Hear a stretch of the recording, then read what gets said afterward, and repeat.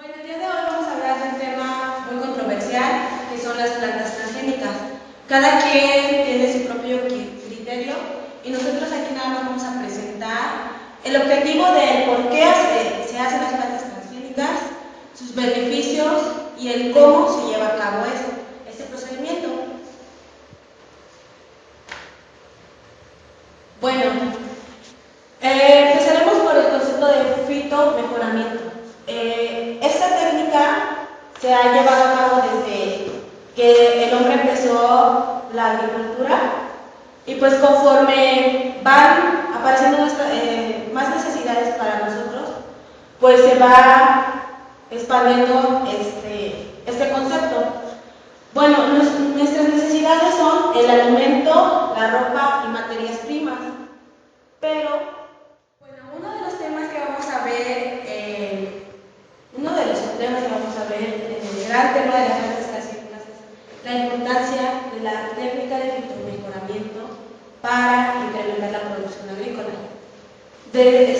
Nosotros tenemos necesidades como son la vestimenta, el alimento, las materias primas para producción de algunas cosas que han hecho que desde nuestro pasado el hombre se haya interesado por mejorar sus cultivos. ¿Por qué? Porque la alimentación es la base de todo ser vivo. Entonces, desde la antigüedad se ha cultivado, seleccionado y mejorado características como de las plantas, como el rendimiento, la calidad nutricional, entre otras cosas. Bueno, el fitomejoramiento fue descubierto o se dio gracias a que agregó un Mendel. Gracias a su conocimiento, pues nuestros antepasados seleccionaban en siglos subsecuentes de cultivos hasta que después de numerosos eventos de cruzas y retrocruzas, se daba la especie que resistía a más plagas, a más cosas, y pues estas semillas se guardaban en un banco de germoplasma para posteriormente poder utilizarlas en el siguiente cultivo. Este fitomejoramiento se ha dado desde nuestra antigüedad, pero en la actualidad estamos viendo otras variables. Hay sobrepoblación y por lo tanto más demanda de alimentos y de los productos que les había dicho antes. Entonces surge la ingeniería genética para abastecer esa demanda. La ingeniería genética es la manipulación en el laboratorio de la información genética de un organismo. Este nos permite el acceso y la manipulación de cualquier ser vivo y posibilita la creación de genes sintéticos. Para ello, se rompe la barrera impuesta por la incompatibilidad sexual que hace posible la distribución en las plantas. Estos genes pueden provenir de hongos, de animales o de cualquier otro organismo que no sea pariente de, o sea, de la misma filogenia que al organismo se le va a infectar el gen. Bueno, hay muchos métodos de transformación genética, como está la manipulación del ADN, pero hay otros que son naturales y es la utilización de esta bacteria que se llama Agrobacterium tumefacies y ha logrado con esta se ha logrado modificar esta bacteria para posteriormente modificar la planta. Pero esto tenía una limitante, que era que según a estudios realizados, esta bacteria solamente se podía utilizar en ciertas plantas, o sea, no se podía utilizar en varias. Entonces, pues se tuvieron que crear otros métodos alternativos, como son los protocolos físico-químicos de transformación directos y métodos físicos. La electroporación de cloroplastos, el tratamiento de polidipglicol y cloruro de calcio. El método físico es el bombardeo con macropartículas de ADN, que también puede ser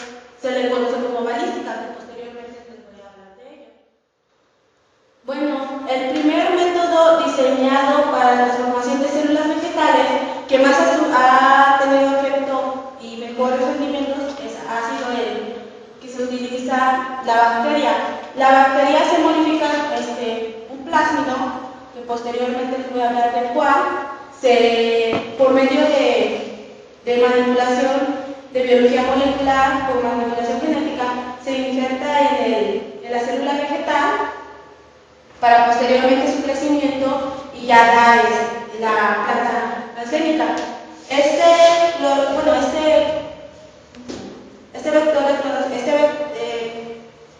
Plásmido se modifica para que tenga resistencia a la planta, que posteriormente les van a hablar, a factores ambientales, a plagas, enfermedades, entre otras cosas. Bueno, aquí les voy a hablar de dos bacterias muy importantes en las plantas transgénicas para la realización de ellas. ¿Por qué? Porque antes se creían que eran plagas y eran enfermedades, pero después de numerosos estudios se comprobó, y esta planta que dañaba la planta, resulta que posteriormente le va a ayudar a resistir a más enfermedades. Bueno, estas bacterias se encuentran en gran medida en el suelo. Son dos especies, que es la Rumephaciens y la Rhizogenes. Esta planta provoca pudrimiento en la raíz y esta bacteria provoca tumores. Entonces, se estudió los genes de esta planta y cómo infectaba a la planta, de esta bacteria, y cómo infectaba a la planta. Entonces se llegó a la conclusión que por medio de un plásmido llamado TI, era donde se pasaba la información para creación de tumores, y en el plásmido RI se pasaba la información para pudrir la raíz de las plantas. Entonces, gracias a este estudio, varios grupos se dedicaron a modificar esos plásmidos para poder manipularlos a su antojo y darles resistencia y utilizar otros genes para beneficiarlos en vez de perjudicarlos. Entonces, fue como esta bacteria se ayuda a modificar las plantas. Bueno, la biobalística es un método físico de transformación y consiste en que unos micropartículas están cubiertas de ADN y por un precursor sueltan la hojuela, se injertan en el tejido celular y ya no, como es muy rápido, no le causa ningún daño al tejido que lo recubre, y es un método muy utilizado y les ha dado muy buen resultado. Bueno, la aplicación de la ingeniería genética, pues hay muchísimas. La biotecnología se enfoca en varias cosas. Principalmente busca la incrementación de productos, protección al cultivo agrícola contra plagas y enfermedades. ¿Por qué? Porque últimamente se ha visto desde la Revolución Verde que se empezaron a utilizar, plaguicidas, insecticidas, que no nos poníamos a ver que atacaba a la plaga, ¿no? Pero también mataba a otros organismos benéficos para la planta, y pues estábamos dando en la torre al ecosistema. Entonces, ¿qué se busca con esto? No se busca tanta contaminación, se busca que tus cultivos rindan más y por lo tanto también tener otra variedad de plantas. Una de las aplicaciones de la ingeniería genética en las plantas es el mejoramiento de la composición y cualidades de las semillas y los frutos. Muchas veces en el mercado se presenta que los consumidores demandan que las semillas y los frutos no tienen la suficiente cantidad de vitaminas. En la ingeniería genética se puede manejar este tipo tipo de problemas a través del acomodamiento del material genético para aplicarles vitaminas. Como podemos ver aquí, estas son semillas de cacahuate, de calabacita, que ya han sido modificadas para que tengan un contenido energético mayor. De esa manera pueden tener un mejor impacto en el mercado. Aquí, como podemos ver, es la alternativa que utilizan es el mejoramiento para aprovechar una mayor cantidad de proteínas que puedan contener, claro, a través de la manipulación genética, que hablamos únicamente de una complementación del material genético para que pueda producir una mayor cantidad de proteínas, carbohidratos y demás sustancias que puedan ser aprovechados para el ser humano. Como podemos ver en la imagen, aquí está cómo se desarrolla, cómo se lleva a cabo la producción de plantas transgénicas, que no es otra cosa que es una planta a la cual se le ha aplicado otro gen para fortalecerlo en la cuestión de vitaminas y carbohidratos. La finalidad de la aplicación de esta tecnología, de llevar a cabo esta tecnología, es un mejoramiento nutricional para que las personas que consumen platillos como puedan tener un mayor aporte energético para poder llevar a cabo las actividades diarias.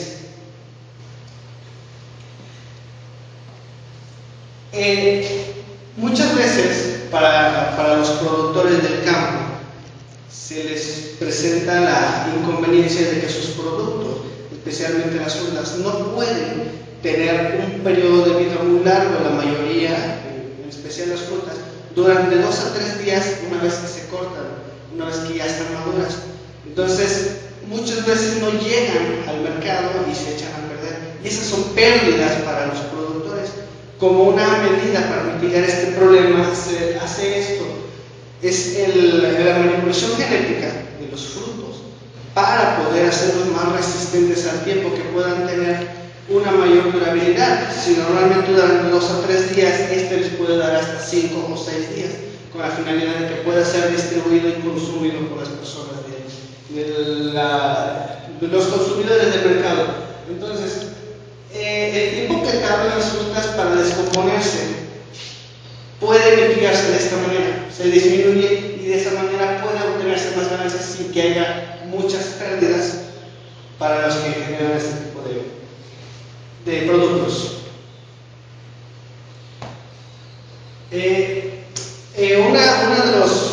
Dentro de los procesos que se utilizan para poder hacerlos de mayor durabilidad es los relacionados con la biosíntesis de etileno.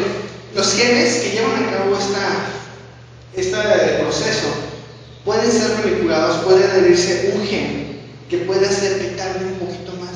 La biosíntesis de etileno es la que genera que el producto llegue a su estado de maduración y después se descomponga. Cuando estos genes son de alguna manera disminuidos en el proceso, o que tarden más por su proceso, el producto puede tardar más. Es de esta manera como llegan a lograr que los productos se conserven por más tiempo. Una ventaja es que al pasar el tiempo de la maduración se beneficia a los productores y al consumidor, porque no van a tener que estar pagando mucho. ¿Vale? Otra ventaja de la manipulación genética es la resistencia de los virus, bacterias y hongos, que muchas veces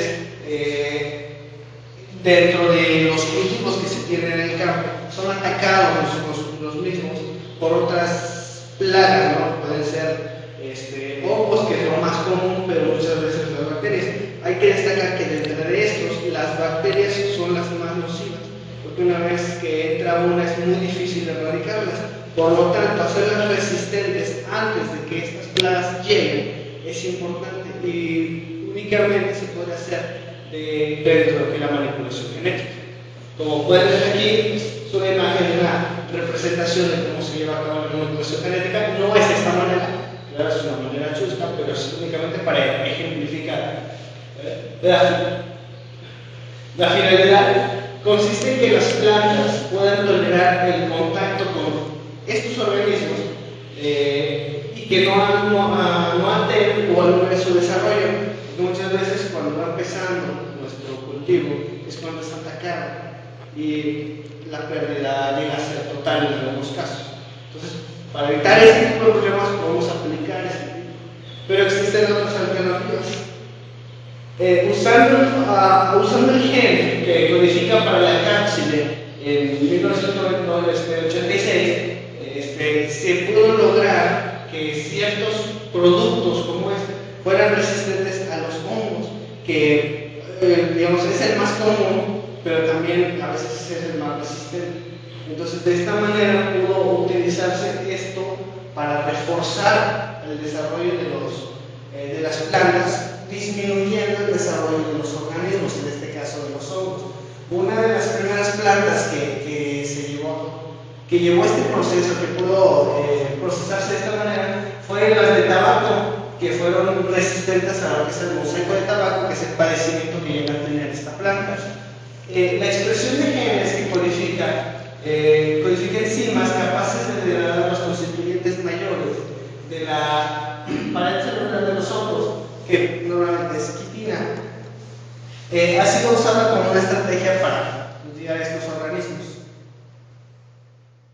Una de las aplicaciones de la manipulación genética en las plantas es la resistencia al ataque de los insectos. Muchas veces las plagas, como la langosta, que es una de las más comunes, suele atacar y muchas veces devorar toda la cosecha, por lo tanto son pérdidas también para los productores.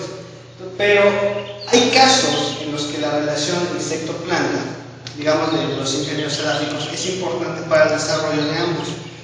Crean una relación de simbiosis en donde uno y otro se ayudan, digamos, una relación de mutualismo.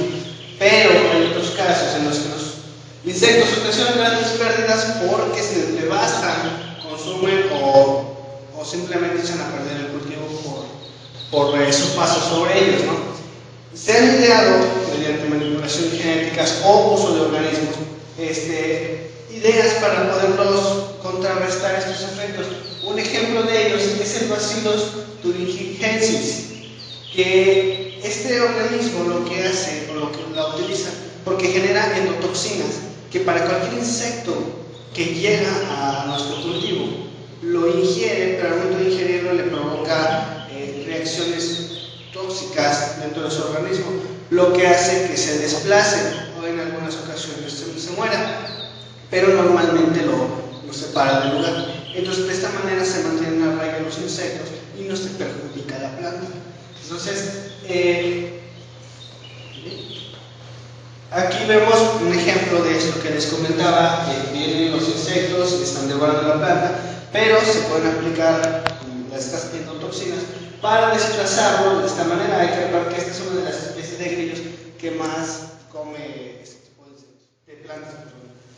Este es otro ejemplo, este es el caso de las abejas, que pues es para frutas muy dulces, pero igual se pueden aplicar medidas de este mismo tipo para poderlas desplazar, aunque hay que denotar que esta especie no es muy nociva para los frutos. Como último, muchas veces también tenemos problemas para los factores ambientales, que hay mucho sol, que hay mucha lluvia, a veces muy frío, y tienden a atacar mucho a las plantas, ¿no? Las plantas no son resistentes a eso. Se manipula de la misma manera, manipulando el material genético, la cadena de DNA, para poder aplicarles genes que les puedan conferir las resistencias a este tipo de problemas. De esta manera se incrementa la tolerancia a tal estrés y la producción de los, porque producen compuestos osmoprotectores, digamos, los llamados osmolitos, que son azúcares, pueden ser alcoholes, pueden ser aminoácidos o compuestos cuaternarios de amonio que les confieren resistencia a todos los demás factores que puedan afectarles, y normalmente son externos estos factores. Otra es el mejoramiento genético de los transportadores de sodio o de iones hidrógeno o de electrones. También lo que hacen es reforzar toda la estructura de la planta para que pueda asimilar de una mejor manera todos los nutrientes que tiene, de esa manera mantener en condiciones óptimas que le puedan dar resistencia al ambiente en el que se desarrolla. Y este es un ejemplo de lo que se hace por aquí en el estado de Morelos, en el cultivo de arroz. En el INIFAT ya hemos visto que se lleva a cabo este tipo de mejoramientos. Imágenes nada más que puedan ver del arroz y del maíz también. Y por último, las plantas pueden ser utilizadas como bioreactores. ¿Qué es esto? Plantas que se pueden utilizar para la producción de fármacos. Muchas veces ciertas plantas tienen ciertas sustancias que pueden ayudar a atacar alguna enfermedad. Tal es el caso del cuacharalate, que es muy utilizado para tratamientos respiratorios, por ejemplo, ¿no? También tenemos algunos de los ejemplos, que es el biointerferón, que se ha producido en plantas de nabo y puede ser potencialmente utilizado en el tratamiento de la hepatitis B y C. Eso es uno de los ejemplos que podemos ver. Ahora, también tenemos la irudina, que es un anticoagulante usado para tratar la trombosis.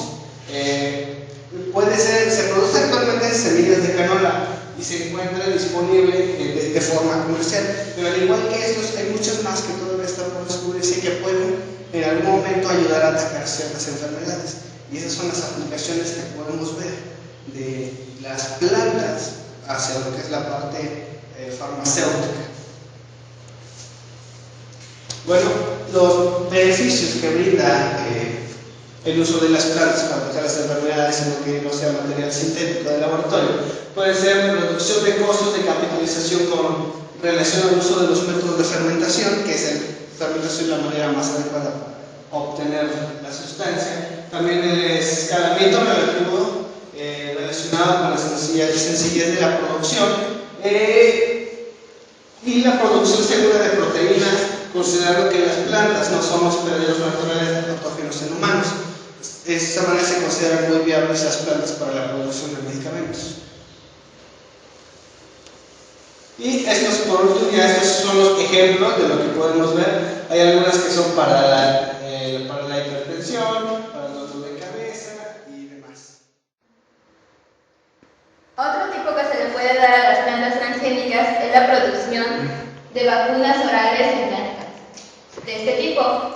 Los frutos de las plantas transgénicas sintetizan y acumulan proteínas antigénicas, las cuales se pueden usar como vacunas contra los agentes infecciosos, ya sean virus o bacterias. Otro ejemplo es de la Escherichia coli, la cual su toxicidad es aislada de este tipo de bacteria y es introducida en la papa, la cual la inyectan en los tubérculos, y esta es inyectada hacia los ratones para ver qué manifestación van a tener, y al hacer esto tienen una resistencia. También sabemos que hay producción de plásticos biodegradables y nuevas fibras, ya que son un excelente plástico natural. Con este tipo de bacterias, desde 1926 se descubrió, ya que esas bacterias producen polihidroxialcanoatos, y por su característica, por biodegradarse más rápido, entonces son producidas para este tipo de plásticos. Además, tiene alguna desventaja en cuanto a que es costosa su producción, y debido a esto se han producido plantas transgénicas con 3 tipos de genes, y hasta ahorita se han logrado producir hasta el 14% de ellas. También otro ejemplo que encontramos es el tipo del algodón.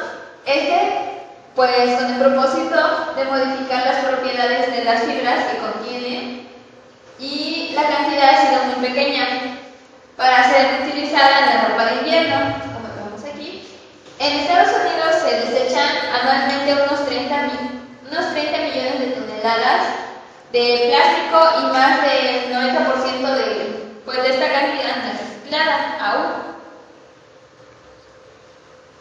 El uso comercial de plantas transgénicas, pues el primer producto que se ha liberado para su consumo fue el tomate de manipulación algo retardada en el año de 1994 por parte de la compañía Cajin.